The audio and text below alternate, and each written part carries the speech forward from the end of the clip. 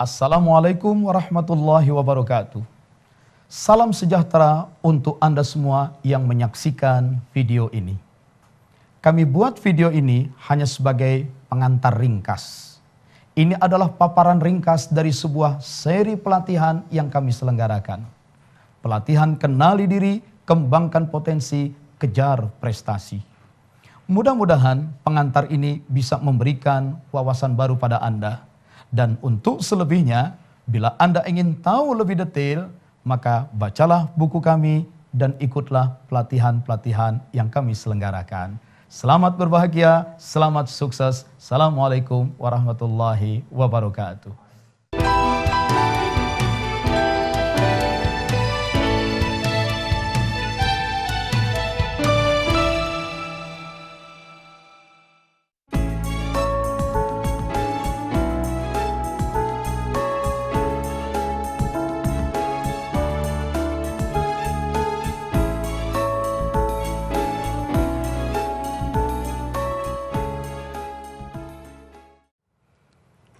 Assalamualaikum warahmatullahi wabarakatuh.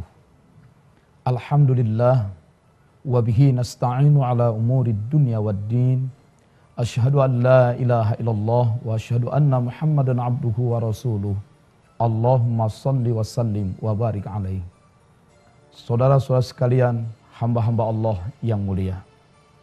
Apa yang akan kami paparkan ini adalah hanyalah sebuah paparan ringkas dari training yang biasa diselenggarakan oleh Radix Training Center. Training itu adalah training tentang 3K, Triple K. Kenali diri, kembangkan potensi, kejar prestasi. Kita sudah membahas seri kenali diri, kita sudah membahas seri kembangkan potensi, dan sekarang kita masuk pada seri ketiga, yaitu kejar prestasi. Mengapa prestasi harus dikejar? Karena yang namanya sukses adalah perjalanan. Sukses bukanlah pencapaian.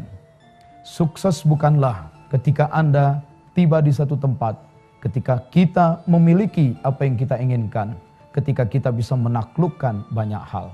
Sukses adalah proses yang tak berhenti, terus-menerus proses perjalanan yang tanpa akhir, kecuali kitanya yang mati. Oleh sebab itu, seseorang disebut sukses ketika pertama, dia tahu betul apa maksud dan tujuannya dalam hidup ini. Dia tidak mengada-ada. Ketika seseorang sudah mengerti, setiap pagi melangkahkan kaki keluar rumah, dia faham apa yang hendak dia tuju, apa yang hendak dia lakukan. Dia punya visi yang jelas, dia punya mission yang jelas, saat itu dia sudah mulai sukses. Dia tahu tujuan hidup.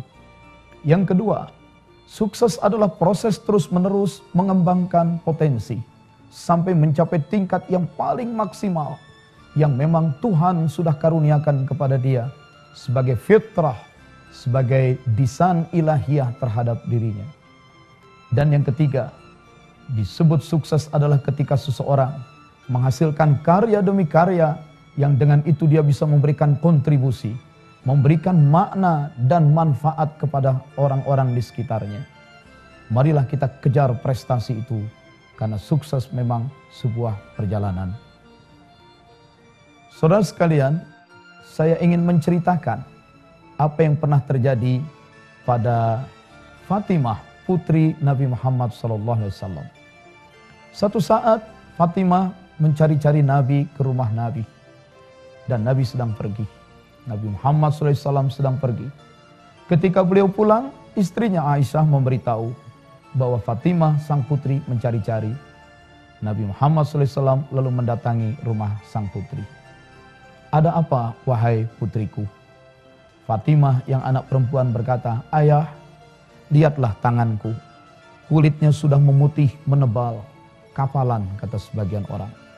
Karena aku sebagai ibu rumah tangga, setiap pagi harus menggiling gandum dengan batu penggiling gandum. Gandum digiling untuk menjadi tepung, untuk membuat roti. Kita kan baru saja memenangi perang. Dan memang dalam hukum tradisional, di kalangan masyarakat Timur Tengah waktu itu, Kalau dalam peperangan tawanan bisa ditangkap, maka tawanan bisa dibagikan untuk menjadi budak. Lalu Fatimah berkata, wahai ayah, kita kan baru saja memenangi peperangan dan kita banyak mendapat tawanan. Tawanan dibagi-bagi untuk menjadi budak pada orang lain. Kenapa aku, rumah tanggaku tidak mendapatkan satu tawanan? Yang kalau saja ada tawanan itu, maka dia akan membantuku, menggantikanku menggiling gandum, sehingga aku tidak lagi harus bersusah payah menggiling gandum ini.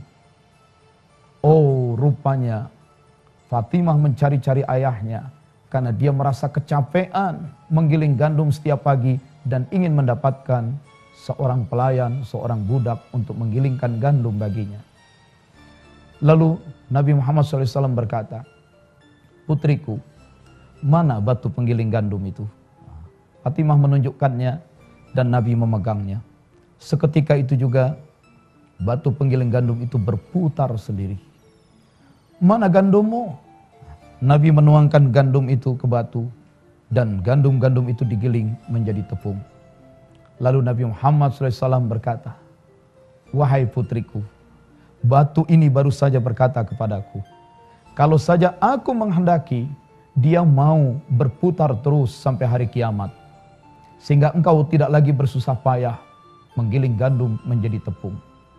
Tapi wahai putriku, perlu juga kau ketahui, ketika seorang ibu rumah tangga menggiling gandum, menyiapkan makan untuk keluarganya, maka setiap tetes peluh, setiap tetesan keringat yang keluar dari dirinya, Allah akan gantikan ganjaran yang sangat indah, yang sangat nikmat di surga nanti.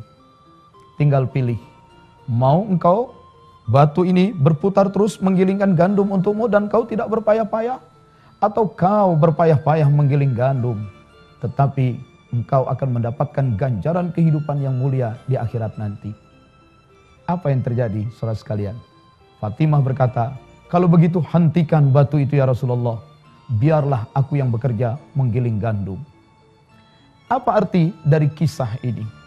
Ternyata yang namanya manusia itu dinilai sukses, dinilai mulia bahkan di mata Tuhan, bukan berdasarkan apa yang dimiliki, apa yang dikuasai. Manusia dianggap mulia, dianggap sukses oleh Tuhan sekalipun ketika manusia itu berkarya, memproses untuk menghasilkan prestasi-prestasi. Amal atau kerja adalah sesuatu keniscayaan, tidak bisa dihindari. Seseorang pun tidak cukup dikatakan beriman, sekadar beriman, yakin dan percaya. Iman itu harus dibuktikan. Iman itu harus dimanifestasikan menjadi karya. Oleh sebab itu kata-kata iman dalam Quran selalu bersambung dengan amal saleh. Illal ladzina amanu wa amilus salihat. Iman, amal soleh itu bersanding. Iman harus dikaitkan dengan amal soleh.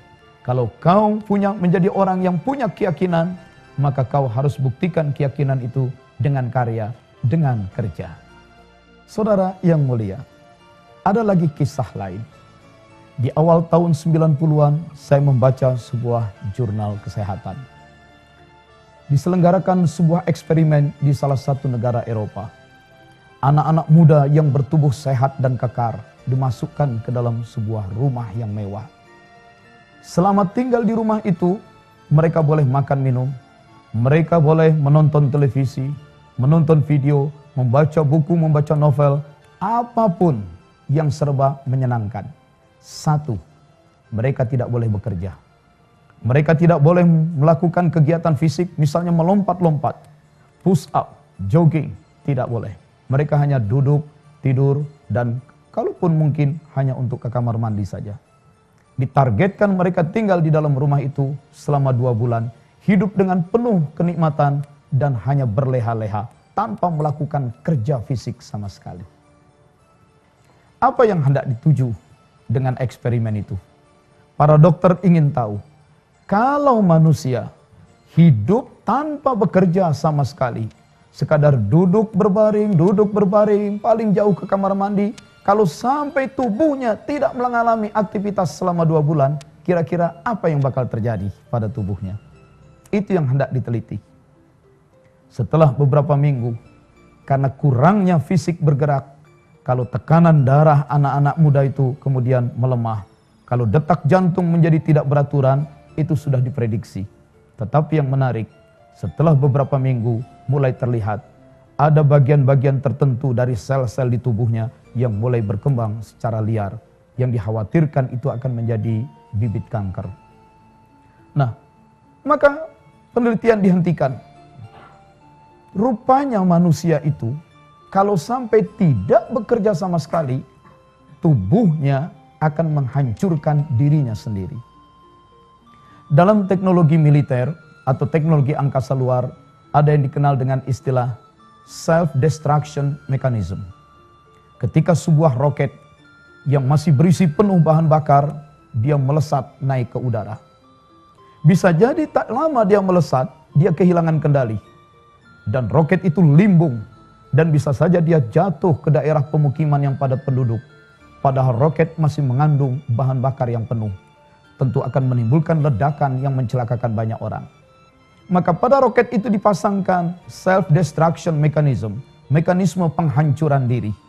Artinya, ketika dia mulai melesat, lalu kehilangan kendali, lalu limbung, dan diperkirakan bakal jatuh di tempat yang ramai penduduk, maka pada roket itu ada sesuatu kontrol yang menyebabkan dia akan meledakkan diri di udara untuk mengurangi resiko korban bertambah banyak. Self-destruction mechanism, mekanisme penghancuran diri. Rupanya Allah sudah mencipta manusia. Tuhan menghadirkan kita di muka bumi ini untuk menjadi wakil Tuhan, memimpin kehidupan di muka bumi, dan berarti kita harus bekerja. Maka kalau kita tidak bekerja, kalau kita tidak produktif menghasilkan manfaat, sementara kita terus menyedot banyak oksigen, sementara kita terus banyak mengkonsumsi makanan dan minum air, kita menjadi penikmat tetapi kita tidak berkarya. Maka Tuhan sudah pasangkan self-destruction mechanism di dalam diri kita. Kamu didesain, dicipta untuk bekerja.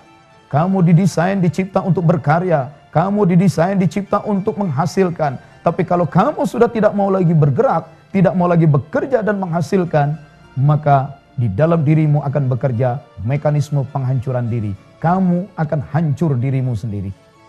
Dirimu sendiri akan hancur dari dalam. Nah, inilah. Ya, secara umum bisa kita pahami. Orang kalau tidak berolahraga, fisik akan sakit. Orang kalau tidak bekerja, bukan hanya tidak punya uang, dia pun kehilangan harga diri. Dia pun kehilangan martabat dari orang di sekitarnya. Orang kalau tidak punya pekerjaan, hanya menganggur, maka dia pun akan menjadi orang yang rendah diri di hadapan orang lain. Dia kehilangan kepercayaan diri. Nah, oleh sebab itu memang semestinya lah manusia itu bekerja, bekerja, bekerja. Karena sukses adalah proses, bukan mencapai lalu kemudian berhenti. Saudara sekalian, bicara soal prestasi, bicara soal sukses, satu lagi yang perlu kita cermati, bahwa hendaknya kerja itu kita lakukan bersama. Manakala kerja yang kita lakukan bersama akan terjadi sinergi. Inilah amal soleh berjamaah. Amal soleh saja tidak cukup sendirian. Amal soleh hendaknya dilakukan berjamaah. Apa itu sinergi? Saya ingin memberi contoh. Katakanlah ada 4 kuli, 4 buruh tukang angkut barang. Masing-masing orang maksimum hanya kuat mengangkut beban 100 kg. Kalau satu orang mengangkut beban 100, maka 4 orang itu sekali jalan, mereka bisa mengangkut beban 400 kg. Tetapi jangan biarkan 4 orang itu bekerja sendiri-sendiri.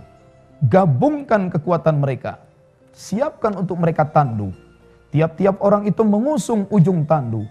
Lalu di atas tandu itu tempatkan beban 400 kg. Tanya kepada mereka, bagaimana? Cukup? Atau masih bisa ditambah? Mereka akan berkata, ya boleh tambah. Tambahkan 100, jadi 500 kg bebannya. Gimana? Bisa? Atau masih boleh ditambah lagi? Boleh ditambah lagi. Tambah lagi 100 jadi 600. Mungkin juga sampai menjadi 700. Bagaimana? Cukup? Cukuplah. Maka 4 orang itu ketika bekerja dengan tandu, beban yang mereka angkut sekali jalan bukan lagi 100 kali 4, 400. Karena mereka bekerja dengan tandu, mereka bisa membawa beban sampai 600 bahkan 700 kg. Jadi kalau mereka sendiri-sendiri mengangkut 100, cuma dapat 400, tapi ketika mereka melakukannya bersama, mereka bisa mengangkut beban 600 sampai 700 kg. Ada tambahan kemampuan, ada tambahan manfaat yang terjadi karena kerjasama. Itulah sinergi. Apa itu sinergi? Sinergi adalah tambahan kemampuan atau tambahan manfaat yang terjadi karena adanya kerjasama. Dalam bahasa Arab, itulah yang disebut dengan barakah, keberlimpahan. Oleh sebab itu biasakanlah dalam bekerja selalu berjamaah, dalam bekerja selalu ada sinergi. Bahkan video ini pun tidak dibuat tanpa adanya kerjasama sinergi dari banyak pihak. Mari kita kejar prestasi dengan karya, dengan kerja, tapi kerja yang bersinergi. Hal lain yang perlu kita cermati dalam mengejar prestasi adalah bahwa kita hidup bukanlah tanpa nilai. Apapun yang kita kerjakan harus kita lihat apakah pekerjaan itu halal, benar, legal. Yang kedua, apakah pekerjaan itu baik, sesuai dengan etika. Dan yang ketiga, apakah pekerjaan itu betul-betul membawa manfaat, tidak menimbulkan kemudaratan atau pemborosan. Inilah yang disebut dengan suatu pekerjaan harus halal, benar, sah, legal. Suatu pekerjaan harus thayyib. Thayyib itu artinya baik, tidak mengandung pengkhianatan, tidak mengandung kebencian, tidak menyebabkan permusuhan. Dan yang ketiga, sesuatu itu harus bermanfaat, sesuai antara rasio input dan output. Jangan inputnya besar, sementara outputnya terlalu kecil. Untuk kita mengetahui apakah suatu perbuatan kita itu benar, sah, maka kita harus cerdas. Dengan cerdas kita bisa membedakan mana yang benar, mana yang salah. Untuk bisa mengetahui apakah suatu perbuatan itu baik, thayyib, maka kita harus melakukannya dengan ikhlas. Dan untuk bisa menghasilkan kerja yang bermanfaat, kita harus melakukan pekerjaan itu dengan keras, mengerahkan semua kemampuan sehingga tuntas. Maka kerja yang baik adalah kerja yang cerdas, kerja yang ikhlas, dan kerja yang keras dan tuntas. Nah, mari kita lakukan kerja bukan asal kerja keras. Kalau asal kerja keras saja, selama-lamanya kita bisa menjadi kuli, orang upahan murah. Tapi kalau kita kerja cerdas, kita bekerja dengan kekuatan yang maksimal, tapi kita juga menggunakan kreativitas kita. Kita akan bisa memperbanyak nilai tambah yang kita hasilkan. Tetapi kerja keras, kerja cerdas tidak cukup. Bukankah para koruptor kerjanya keras siang malam? Bukankah para koruptor juga kerjanya cerdas? Nah, yang kurang adalah kerja ikhlas. Mari kerja keras, kerja cerdas, kerja ikhlas. Selain itu kita lakukan kerja itu dengan berjamaah sehingga terjadilah sinergi. Dengan itulah kita menjadi sukses dan mulia di mata Tuhan. Saudara, hamba-hamba Allah yang kami muliakan. Saya punya pengalaman yang menarik antara kerja yang bersinergi, kerja yang cerdas, kerja yang ikhlas, dan kerja yang tuntas. Satu saat saya pernah tinggal di Amerika Utara, Michigan, wilayah yang dekat dengan Kanada. Bulan itu bulan menjelang masuk musim dingin. Kutub Utara jelas dingin, Kanada mulai dingin, dan Michigan menjelang masuk musim dingin. Apa yang saya saksikan? Sebuah pemandangan alam yang sangat fenomenal. Dari pagi sampai sore, saya saksikan beribu-ribu angsa terbang. Terbang dari wilayah Kanada menuju selatan. Nampaknya angsa-angsa ini mempersiapkan diri untuk memasuki musim dingin dengan meninggalkan wilayah Kanada menuju daerah selatan yang lebih hangat. Mereka terbang dalam kelompok-kelompok, jumlahnya bisa puluhan ribu. Yang menarik, bahwa seluruh angsa itu terbang dalam kelompok membentuk format huruf V. Formasi V. Dan itu rupanya yang kelak ditiru para pilot pesawat terbang. Lihat pesawat-pesawat tempur. Manakala mereka terbang cruising, menempuh jarak yang jauh, mereka membentuk formasi V. Setelah diteliti oleh para ahli, para angsa itu dengan terbang membentuk formasi V, maka mereka menjadi lebih efisien 70% dalam mengeluarkan energi. Dan para peneliti penerbangan, ketika pesawat terbang bersama dalam formasi huruf V, mereka bisa menghemat energi, menghemat bahan bakar sampai 20%. Apa ini yang bisa kita tarik manfaat dari sini? Bekerjalah, tapi jangan hanya sendirian. Bekerjalah dengan bersama.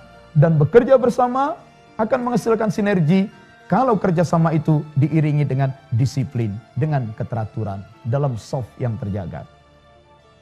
Hal lain yang menarik, ketika saya menyaksikan angsa-angsa itu terbang di langit, menuju selatan, menempuh jarak ribuan kilometer. Selain mereka membentuk huruf V, kentara sekali.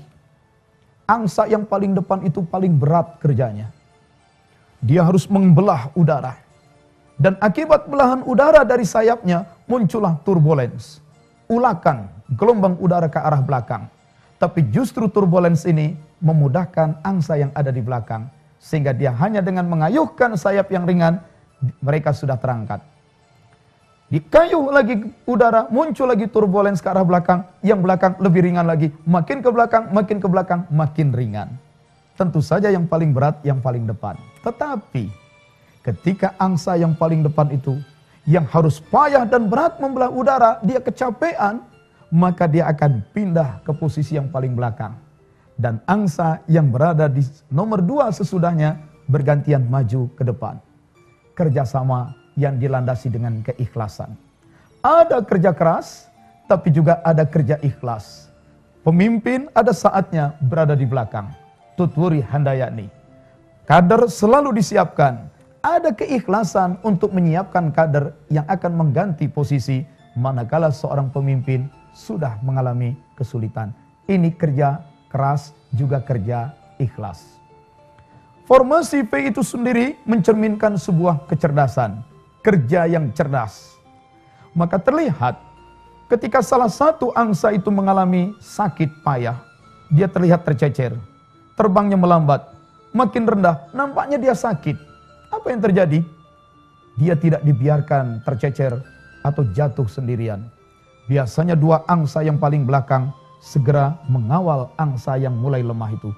Dikawalnya terus sampai angsa yang sakit itu jatuh ke bawah, dan mereka mencarikan makan untuk angsa yang sakit itu, memberikan minuman sampai si angsa itu kuat lagi dan terbang lagi.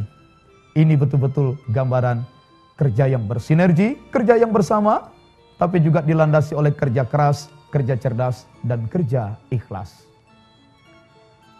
Saudara-saudaraku, hamba-hamba Allah yang mulia, kebersamaan bukan saja akan menghasilkan prestasi dengan cara yang lebih mudah akibat sinergi. Kebersamaan itu juga akan membuat kita lebih kuat, lebih tahan, lebih tabah menghadapi tantangan dan tekanan. Saya mau bertanya kepada Anda, kalau ada gabah 1 karung yang beratnya 100 kg, dan ada beras yang 1 karung juga beratnya 100 kg. Gabah 1 karung, beras 1 karung. Gabah 100 kg beratnya, beras juga sama 100 kg. Tapi mana yang lebih mahal? 100 kg gabah atau 100 kg beras? Mana yang lebih mahal harganya? Sekarung gabah atau sekarung beras? Kita akan tahu. Beras lebih mahal. Meskipun volumenya sama, meskipun beratnya sama, beras selalu lebih mahal dari gabah. Apa sebab? Kita katakan karena beras sudah tidak punya kulit, sedangkan gabah masih berkulit, dan kulit itu masih harus dibuka, harus dibuang untuk bisa kita nikmati isinya. Mengapa beras lebih mahal dari gabah? Karena beras sudah tidak berkulit, maka dia menjadi lebih mahal. Bagaimana caranya supaya gabah menjadi beras? Ditumbuk, kata orang. Ditumbuk? Oke. Ambil sebutir gabah, tumbuk dengan batu, tumbuk dengan alu, tumbuk dengan martil. Apa yang terjadi? Gabah itu hancur seluruhnya, kulitnya hancur, isinya juga hancur. Karena gabah itu menghadapi tekanan sendirian. Jangan ditumbuk sendirian. Masukkan seluruh gabah-gabah itu ke dalam lumpang. Alat untuk menumbuk padi, menumbuk gabah. Ketika gabah sudah kumpul bersama di dalam lumpang, maka kita menumbuknya dengan alu. Tekanan dari alu menimbulkan gabah-gabah itu saling bergesekan. Mereka menahan tekanan alu bersama-sama, akibatnya mereka saling bergesekan. Pergesekan itulah yang menyebabkan kulit mereka pecah tanpa isinya menjadi rusak. Oleh sebab itu, saudara sekalian, tetaplah hidup dalam keberjamaah, dalam kebersamaan. Kalaupun dalam kebersamaan kita mengalami perbedaan pendapat, ada friksi, ada pergesekan, justru perbedaan pendapat dalam keberjamahan, friksi-friksi itu yang akan membuat kita meningkat kualitas kita. Jangan takut hidup bersama-sama. Dengan kebersamaan kita hadapi tekanan, justru kualitas kita akan meningkat bersama. Dengan kebersamaan kita hadapi tekanan dan tantangan bersama, maka pergesekan yang terjadi di antara kita akan menyebabkan kita bertambah mutu, bertambah kualitas. Akhirnya saudara sekalian, saya ingin berbicara tentang pribadi Nabi Muhammad SAW. Karakter Nabi Muhammad SAW dengan ringkas dan tepat digambarkan dalam surat At-Taubah ayat 128. Saya sebut saja secara ringkas. Azizun alaihi ma'anittum. Dia mampu merasakan dengan payah. Mampu merasakan dengan payah apa yang menjadi derita orang lain. Inilah kemampuan empati. Karakter utama Nabi Muhammad yang pertama. Empati, kemampuan untuk bisa merasakan derita orang lain. Yang kedua, harisun alaikum. Dia sangat ingin membawa kebaikan. Dia sangat ingin melakukan perubahan ke arah yang lebih baik bagi kamu. Dia rela berjuang susah payah demi kebaikan orang lain. Yang ketiga, bil mu'minina raufur rahim. Terhadap sesama orang beriman sangat besar cinta kasihnya. Ada satu kisah. Setelah Nabi Muhammad SAW wafat, maka Abu Bakar menjadi khalifah, menjadi pengganti Nabi Muhammad SAW memimpin komunitas di Madinah. Abu Bakar punya anak perempuan namanya Aisyah, yang juga istri Nabi Muhammad SAW, janda Nabi. Satu saat Abu Bakar mendatangi rumah putrinya Aisyah, yang juga janda Nabi Muhammad SAW. Wahai putriku, setelah Rasulullah SAW wafat, akulah yang menjadi penggantinya sebagai kepala negara. Tolong tunjukkan kepadaku apa tindakan-tindakan, kebiasaan-kebiasaan yang dilakukan oleh Nabi Muhammad SAW, tapi aku belum melakukannya. Karena aku pengganti beliau saat ini. Apa kebiasaan beliau yang aku belum melakukannya? Aisyah tercenung sebentar. Kalau sholat duha, ayah sudah biasa lakukan. Sholat tahajud, ayah biasa lakukan. Lain-lain begitu juga. Satu. Rasulullah SAW punya kebiasaan yang ayah aku lihat belum melakukannya. Setiap pagi beliau datang ke pasar. Waktu itu pendiri kota Yathrib, pendiri kota Madinah sebenarnya adalah orang-orang Yahudi. Maka di pasar itu ada sebuah jalan yang mengarah pada komunitas, pada perkampungan Yahudi. Antara pasar dan jalan yang menuju perkampungan Yahudi, di pinggir jalan itu ada seorang Yahudi yang buta dan miskin menjadi pengemis. Dia berjongkok di tepi jalan, dan kalau mendengar langkah-langkah kaki orang mendekat, dia berasumsi yang lewat itu adalah orang-orang Yahudi dari perkampungan Yahudi yang mau menuju ke pasar. Maka si pengemis buta ini memaki-maki ajaran Islam, memaki-maki Nabi Muhammad SAW. Untuk apa? Untuk mendapatkan simpati, supaya orang mau memberinya derma, mau memberinya sedekah.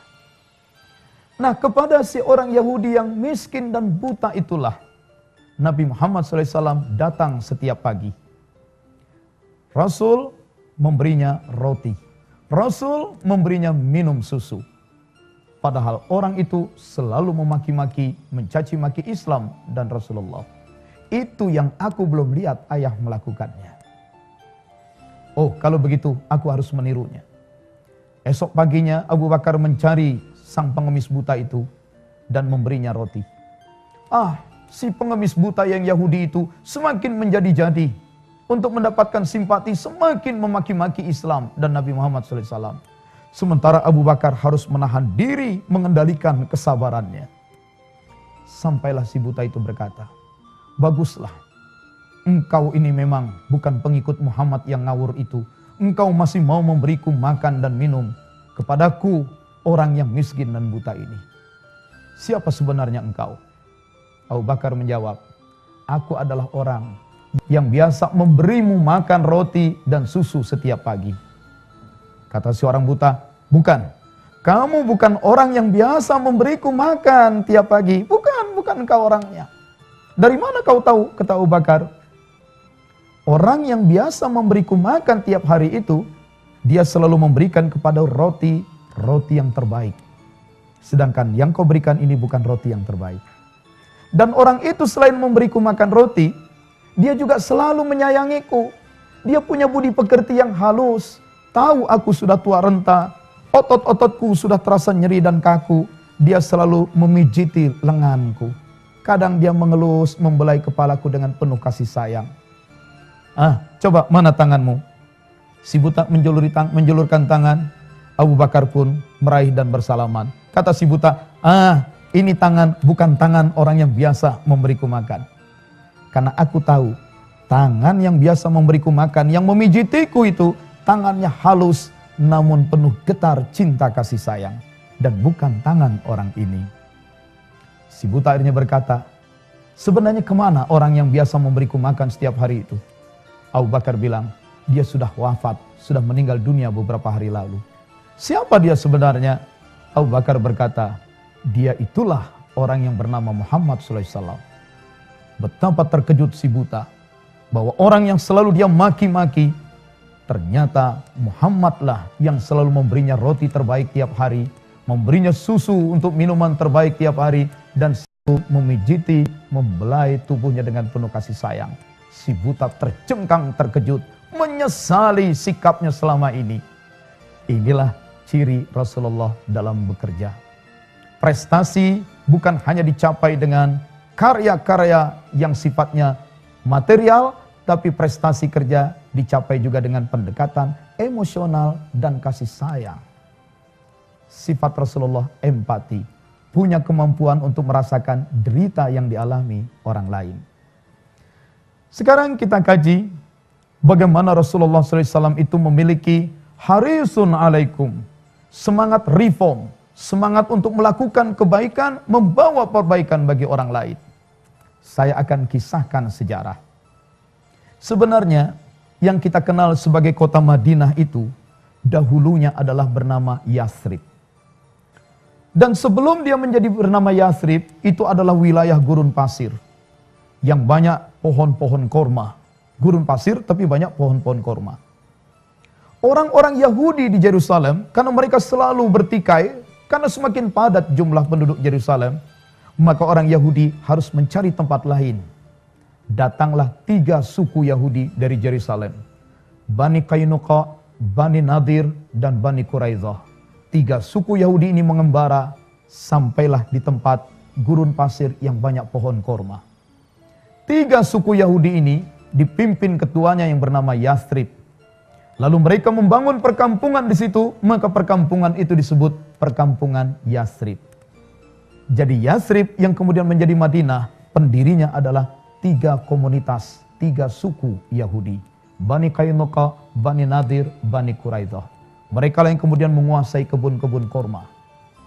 Beberapa puluh atau beberapa ratus tahun kemudian, datanglah orang-orang Arab dari Yaman yang penyembah berhala, ikut bergabung tinggal di situ. Tapi karena tanah sudah dikuasai oleh para Yahudi, orang-orang Arab ini hanya bekerja sebagai pekerja di kebun. Mereka menjadi warga kelas 2. Suku Aus dan Khazraj. Mereka penyembah berhala dan mereka warga kelas 2 di Yathrib yang bekerja di kebun-kebun korma milik Yahudi. Para Yahudilah yang menjadi landlord, tuan tanah. Kelak belakangan lagi, Umat Islam dari Mekah dipimpin oleh Rasulullah SAW terpaksa hijrah dari Mekah ke Yathrib. Maka ketika umat Islam hijrah ke Yathrib, posisi Muslim adalah minoritas yang lemah dan miskin. Karena para tuan tanah adalah Yahudi dan sudah ada kelas pekerja Arab penyembah berhala suku Aus dan Khazraj. Sedangkan Muslim adalah minoritas. Apa yang terjadi berikutnya? Rupanya semangat kesukuan sangat tinggi di antara orang-orang yang tinggal di Yathrib itu. Sesama suku Yahudi sering konflik. Sesama suku Arab penyembah berhala sering konflik. Apalagi Arab dengan Yahudi.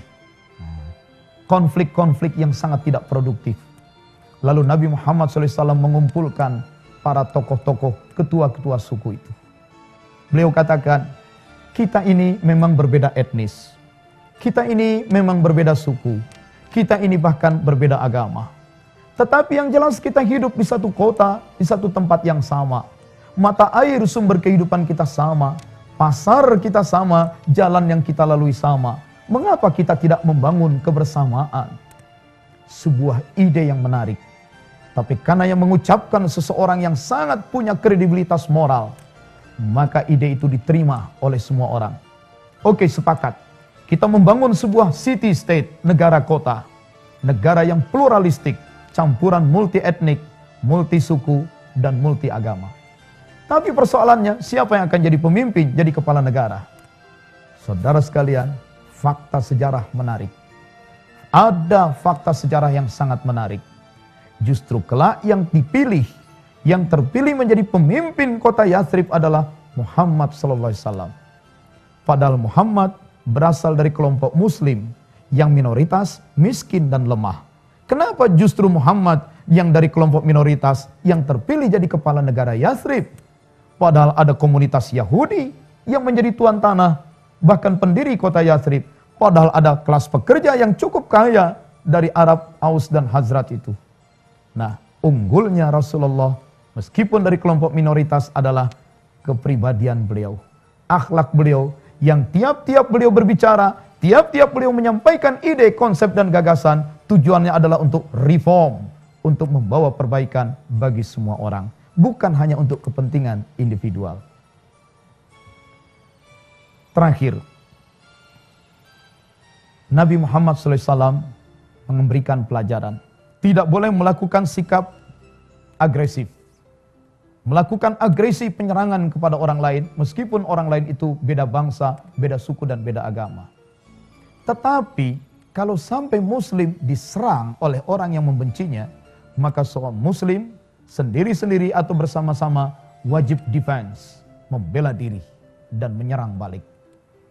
Tapi ada pesan Nabi, kalaupun kamu diserbu musuh, dan kamu balik menyerbu mereka, mengejar mereka, mereka lari ke perkampungan mereka, hati-hati.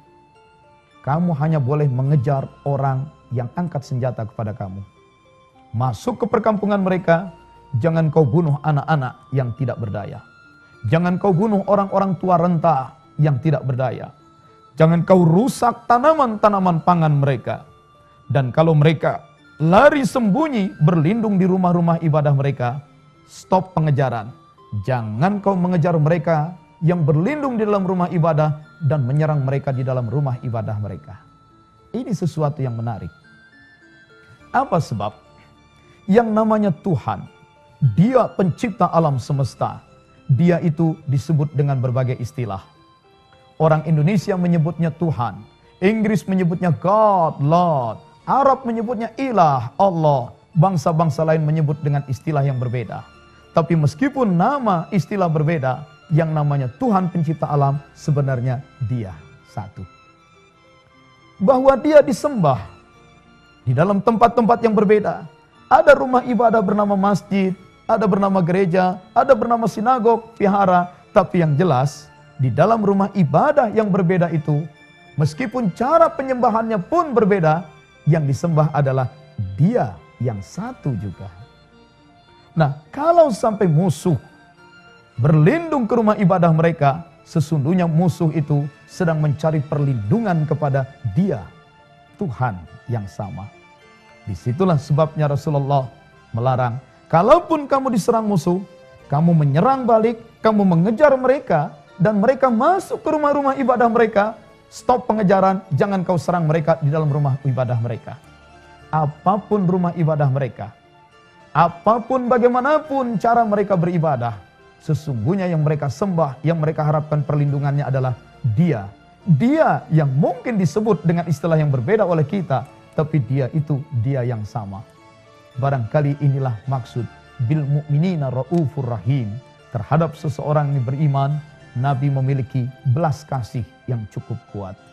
Demikian paparan kisah-kisah tentang kenali diri, kembangkan potensi, kejar prestasi. Ini adalah paparan ringkas dari sebuah rangkaian training yang biasa dikembangkan diselenggarakan oleh Radix Training Center. Untuk Anda lebih paham, lebih lengkap lagi, ikutilah training ini. Karena bukan hanya bersifat pengajaran, pemberian informasi, tapi dilatihkan dengan simulasi-simulasi, praktek-praktek yang aktual dan real. Selamat mengejar prestasi, semoga sukses hidup dunia dan akhirat. Assalamualaikum warahmatullahi wabarakatuh.